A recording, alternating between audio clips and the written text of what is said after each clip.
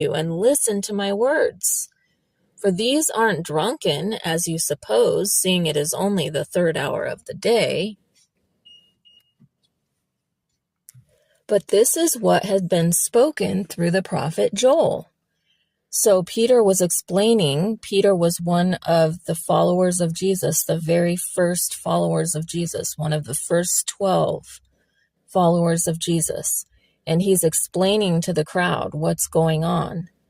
And he's pointing out to them that the prophet Joel, from hundreds of years before, which had been written down for them to read, had prophesied that this was going to happen.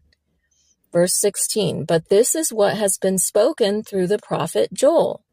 So the prophet Joel was one of God's prophets. He was one of the people that God spoke to the people through him.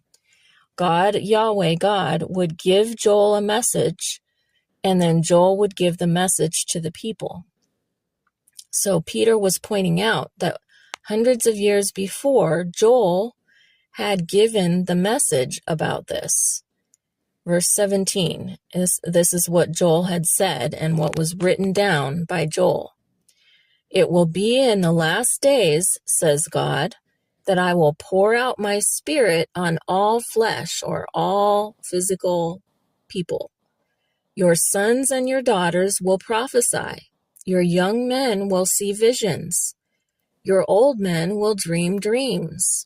Yes, and on my servants and on my handmaidens in those days, I will pour out my spirit, and they will prophesy. I will show wonders in the sky above and signs on the earth beneath, blood and fire and billows of smoke. The sun will be turned into darkness, and the moon into blood before the great and glorious day of the Lord comes.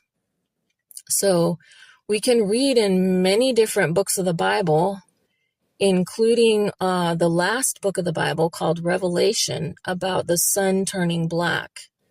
And so throughout the ages, hundreds of years ago, Yahweh God had told his people that there was going to be a point that the sun was going to turn black and the moon into blood, or turn red. And this would happen before the great and glorious day of the Lord comes. And that great and glorious day is when the Lord comes back, or when Jesus comes back. So even Joel, hundreds of years before Peter existed, hundreds of years before Jesus died on the cross, the prophet Joel was told by Yahweh God that these things were going